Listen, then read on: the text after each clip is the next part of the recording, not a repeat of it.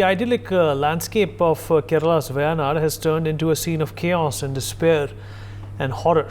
The death toll from the series of landslides in Perty in Wayanad has crossed over 300, with over 120 people still missing. Over 5,500 people have been rescued and admitted in the hospitals, and ISRO's National Remote Sensing Center has released some images which show about 86,000 square meters of land has slipped out of its place. We can see increasing number of landslides in states like Uttarakhand, Himachal and now even Kerala. In part 3 of NewsX action plan, we propose to have a landslide insurance for the people who have been affected in this region. The landslide insurance should include the property, the land on which the property has been built, people affected from the landslide, as well as any disability that has been caused. The insurance should also include the vehicles and pets affected. And we also propose another disaster insurance which should include earthquake, tsunami, wildfires and landslides. We'll talk about these ideas with some of our guests. Joining us on the show is Dr. Sharat Kohli, Senior Economist. Mr. Jayjeet Bhattacharya, President of CDEPR, is also with us on the show. Mr. Ashwini Rana, former General Secretary of the National Organization of Bank Workers, joins us on the program as well. Dr. Kohli, I'll begin with you. Well, first of all, I'm going to reiterate something which you yourself and everybody on this panel, rather everybody in the country, is getting sick and tired of, which is whenever it rains, it pours. It doesn't pour, in the colloquial, the adage sense, but it pours in the sense we are poured with problems, we are poured with concerns, we are poured with, civic holes that are gaping us in the face. People are dying, and there doesn't seem to be a recourse, because if there was, this problem would have been, attended to a long time ago. And it is so cyclical, Dr. Kohli, that, we are talking about it here today. We can in fact fast forward to the future, somewhere in July, August 2025, we will still be talking about this particular disaster or in its new avatar in the next year, perhaps in a reduced or an expanded capacity. What do you think is the recourse here, Dr. Kohli, and why are we stuck in this capsule where we keep visiting these problems over and over again? If you know what the issue is and if you don't fix it, then you are the problem, not the issue. Well, good evening, Vineet, and good evening to my fellow panelists and NewsX viewers. Absolutely, Vineet, you hit the nail on the head that if we know in climate, for example, there is the El Nino, global warming, and the change pattern of rainfall, heat, cold, we know that this hits you hard now. Either it doesn't happen, if it happens, it hits you hard.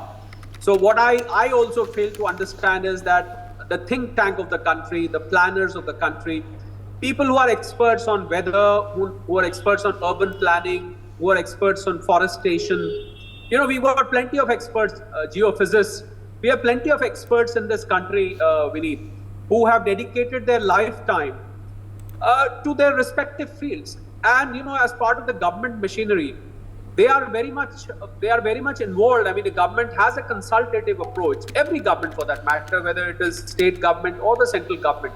When there is a consultative approach, why is this not anticipated? That's the biggest problem, as you rightly said. I mean, are we slower than the problem? We identify the problem very quickly, and we write long articles on that. We do a lot of conferences, debates, and so, symposiums. So many things happen. But then why can't we just think ahead and prepare for the problem? The same story gets repeated again, as you rightly said. The problem hits us. Valuable, precious lives are lost. There is loss of property. There is loss of on the economic front of the families. People get disabled. People get crippled for life. And we just discuss, and then we wait for the other problem to come. So this surprises me as well. People who are living nearer to such landscapes, which are prone to landslides, and we all know Kerala has one of the heaviest rainfalls in the country. That is one of the states where the monsoons hit the very first time. Monsoon first hit the Kerala state. So what I can't understand is there is a population, there are certain villages at the foothills, nearer to the area which is very vulnerable to the landslide. Why can't a preemptive action be taken? And a basic preemptive action, Vineet, which I feel could have been taken is, if you don't want to find any any geophysical solution, or you don't want to find any structural solution. I think the minimum that could have been done is to move those people the moment monsoon hits you, because our weather forecasting system, I must say here with a lot of regret, Vineet, that our weather forecasting system, howsoever modern and updated it is still not up to the mark. I'm not trying to be a United States fan, but I've traveled to that country, and so have you, by the way, so many times. If they tell you that it's going to rain at 11:13 a.m., it will rain 11:30 a.m. If they say it will stop at 12:22 p.m., it will stop at that time. But in our country, the forecasting system is not up to the mark. We do forecast. I mean, it's not that we don't forecast at all and it goes wrong at all times, but the accuracy level, I would say, is very, very poor. And this is for the IMD to help, because without the weather department being updated, the civic authorities will not be able to know what's going to happen. But nevertheless, the monsoon dates are fixed. The clouds, you can see in a basic map, you can see that clouds, rain-bearing clouds are moving towards the area, and the area is vulnerable. Basic soil testing beneath and forestation on that hilltop can tell you, even an economist like me, if I see a hillside, I can make out that probably this area with a lot of rain can be subject to landslides. Why can't this basic observation be made by the civic authorities who are very much stationed in that area? This is all a result. I mean, you can't always blame that because there was a lot of rain, this thing happened, there was a lot of flood, this thing happened.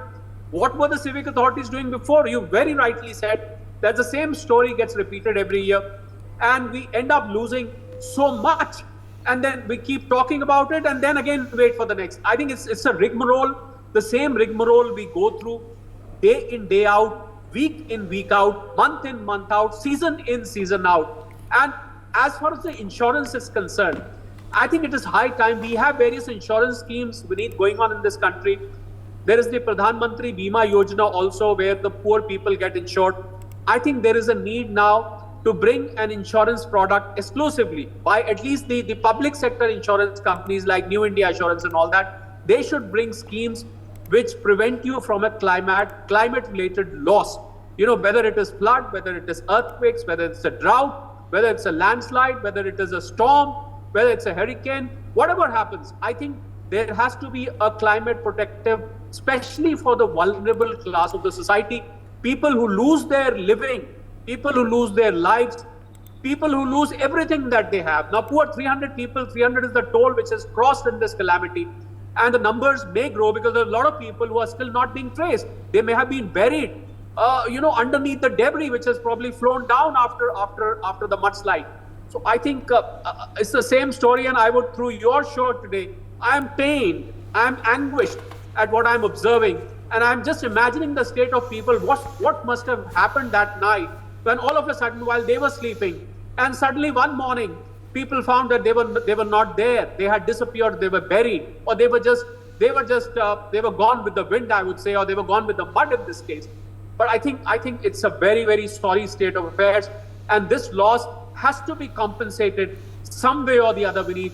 At least for the future, this doesn't happen again. Vineet. Good points, Dr. Kohli. Mr. Bhattacharya, how do you look at this situation?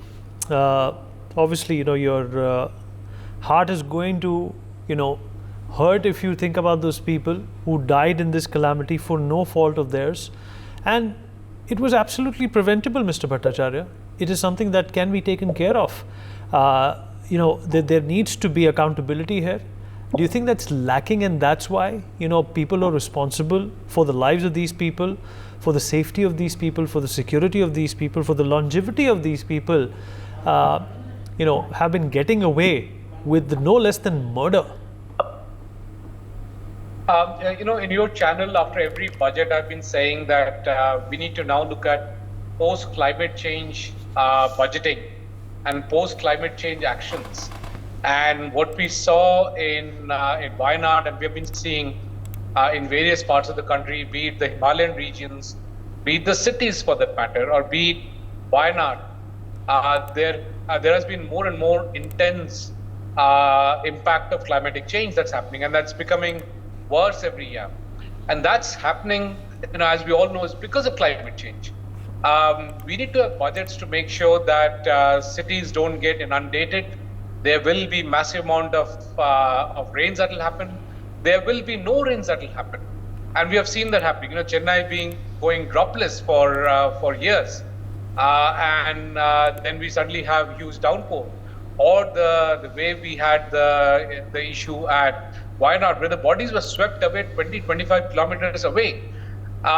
Clearly, a survey should have been done a priori on the climate resilience of each of these areas. The government, the state government, the district government, the local government should have checked out what is the impact of heavy rainfall on the soil. Now, do keep in mind that as per our mythology, Kerala came out from the sea. It was the axe of Parshuram that got us Kerala out of the sea. And which clearly indicates that Kerala was below the sea at some point in time. And that implies that it is very, very vulnerable to the sea rise happening, to flooding happening, and so on and so forth. So where has been the preparation? Where has been the survey? Where is the NDMA, the National Disaster Management Authority? We hear the governor saying that we have still not been able to reach out to those who are victims of this calamity. Now, why is that the case? Where is the disaster management action force that was supposed to take care and respond in such calamities? Are they short of money and therefore budget should have been there? Are they short of planning? Are they short of vision? Are they short of thinking what could go wrong? In addition, when you were talking about the issues of insurance, it's well and good that insurance are put into place. Do keep in mind that many of the losses are in terms of fishing nets getting lost, in terms of chicken and goat and cattle getting lost, the livestock getting lost. And why I'm mentioning that is that there is no track of these assets. These are livelihood assets. And because there is no track, neither can the government give a compensation, nor can the insurance companies give a compensation. So we'll do all the paperwork based on our Western outlook that assets is tractors and machinery and so on and so forth. Whereas in India and in Kerala, the assets are much of it is linked to livestock. And there is no track of the livestock. How many chickens got lost? There is no answer to it. We don't have a procedure to even register these assets. And as you rightly said, post these calamities, there is a significant amount of psychological damage that happens. We don't have, or we have very limited institutional support for such post-calamity trauma support. And what we tend to do is, right after such calamities, is go and send our old clothes. Because it's very easy to open the cupboard, take out the old clothes and dump them and feel very good about it that we have helped out. That doesn't help because you're sending old clothes to the children of middle-class people, and this adds to the trauma that they have lost everything and now they have to wear old clothes, and the old clothes actually jam up the supply chain of providing support to that area because the truck starts carrying old clothes and whatever other junk that people think is helpful without actually carrying what needs to be provided immediately and to help in that situation. We also don't seem to have quick systems to be deployed in such situation. We are cut off from the calamity, the communication channels are not working, the telephony towers are not operating. This should not happen in today's world and age. We should be able to reach out to these regions, and the state government's responsibility is to ensure that such communication channels are set up in areas as per what is appropriate for that area. And this should be done before calamity hits. And it's really sad and unfortunate that we are not prepared for the climatic change and what it will bring to our nation and to each part of our nation. And it's high time that we wake up and start putting this planning together, putting up surveys of how various infrastructure, various regions, various cities, various towns, villages will get impacted under various circumstances. It could be huge amount of rain, it could be earthquake, it could be lack of water. All of that needs to be planned in and put into place at this point in time. And keep in mind that this is not going to take the funds away. This is an economic activity, and this is an economic activity that is needed. It will lead to jobs getting created, and it will create a climate resilient infrastructure that we badly need. Mr. Ashwini Rana, the infrastructure that we badly need the infrastructure that we should have had.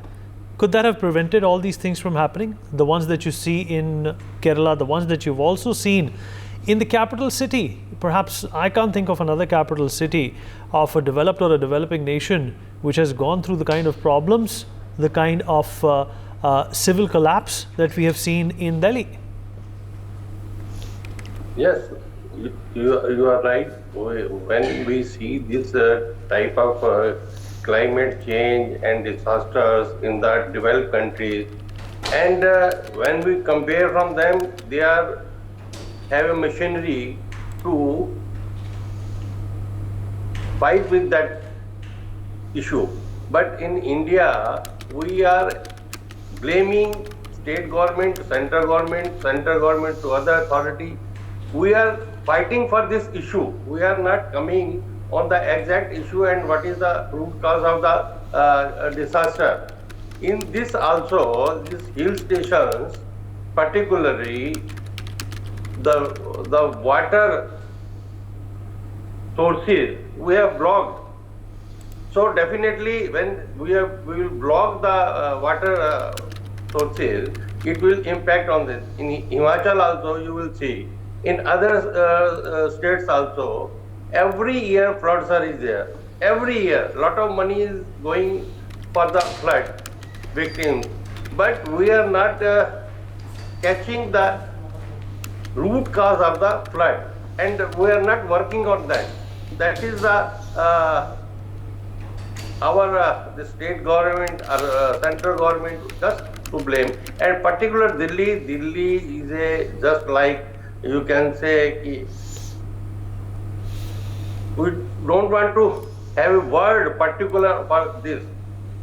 Delhi is the capital of the country, but we are really very sorry to say that it is just like a mismanaged, and we have no words for this Delhi situation. But when this type of issues are there, definitely Kohli Saab and Dr. Saab also telling there are schemes for our protections.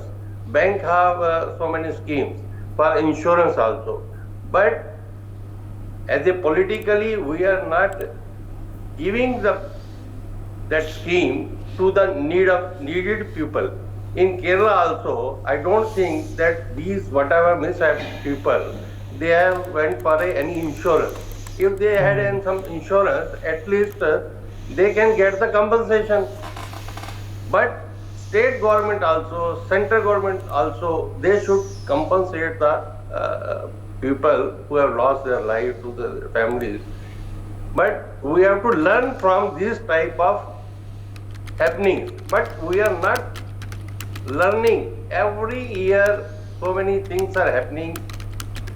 When we can see to Japan, number of earthquakes are coming, but they are surviving because they understand that how we have to survive from this type of situation. So definitely in India also, where this type of situations coming every year, on every quarterly, yearly, we have to work and we have to fight for it. Instead of blaming state government, central government, district government, we should work together for the country, for the livelihood, for the people, if we want to save the lives and the country. Dr. Kohli, on one hand, we have aspirations to go to space, we have aspirations to put a man, on the moon, perhaps even have our own space station in a few years. But all that seems to be in complete contrast to the reality on the ground. How cognizant or how awake is the dispensation, about this pathetic situation on ground? And Kerala is one, of our very, very important states, Dr. Kohli. We get a lot of tourism, we get a lot of, economic factors which are associated with Kerala, and still, it is a state which suffers the most every time there is the hard spell of rain. How is this supposed to be consolidated, keeping in mind, these two contrasts that I've just given you about the moon and how we are on land? Well, Vineet, I think we need more weather stations than a space station. I'm just picking up cues from what you said. We need to be more weather conscious before we become space conscious. I think these kind of calamities, that's what they teach us. That's the lesson they convey. Now, as far as Kerala is concerned, there are two sides of the coin. About 3.5 crore plus population is what Kerala has. About 7 million Keralites, they are working abroad, most of them in the Middle East. You'll be surprised to know, and I think a lot of our viewers may not know, that somebody jokes that tomorrow when you go to Moon, you might find a Keralite working there or staying there as an expat. 182 countries is what Keralites have inhabited or they have settled in. 182 countries around the world have at least one Keralite staying there. So that's the extent of the diaspora. And the remittances that we have in this country coming from abroad, $100 billion plus. Most of them, I don't say all of them, but most of them are attributed to Keralites because they save and they remit back home. So it's not that Kerala is a very, very poor state. Well, that's one side of the coin. The other side of the coin is that Kerala doesn't have opportunities for its youth, which is why they keep exploring foreign soils at all times. One Keralite goes, he will bring in 20, 30 other Keralites back to the place. Now, I think the communist government in Kerala, I would also like to squarely put the blame on the communist government, because even though you are called a socialist government, but if you cannot look after your people and a calamity of this extent happens, as I said, 300 plus is the toll, and it could be mounting because there are a lot of people who are still not traceable. So I think it shows the plight of the government. It shows how sensitive the government is towards the people, because it's a very simple thing. When somebody is staying near a landslide vulnerable area, the basic thing, as I said earlier, during monsoon, at the start of the monsoon, should be done is to move them from there, at least for a couple of months. You can put them in camps, you can put them in, there could be different arrangements made, just the way it is done in floods. Take, for example, Assam. Assam flood happens every year. I think there's not a single year that I have seen over the last decade or so where I didn't hear about floods in Assam. But the same story. They say Assam is like a bowl. It's like where water collects from all over. But that's fine. We know that. So if there is a piece of knowledge that we are aware of, how are we putting that knowledge to use? There is Central Water Commission, which functions under the central government, under the Water Ministry, which is supposed to be monitoring as to what is the flood situation in different areas, how much water is flowing. So I would like to question Central Water Commission as to what is CWC doing in terms of measuring the floods and the rainfall in various areas. And a major reason, Vineet, which I would like to highlight here, especially for landslides and mudslides, that is deforestation. If you remove trees from the landscape, this is going to be the obvious outcome. 1. 2, second major reason, the reckless, in the name of development, the kind of tunnels we dig, the kind of townships that we make, the kind of bridges that we make, and for that we have to resort to deforestation. I think that has got the outcome. Look at what is happening in Uttarakhand and Himachal. In Uttarakhand today, at most of the places, construction has been banned, but it has been banned after a lot of mountains have gone bare. There's practically no tree on some of the mountain sites. Same goes for Himachal. We know what happened in Simla. If you pick up a case study of Simla, you would know that the problems in Simla have basically arisen out of the so-called town planning and development.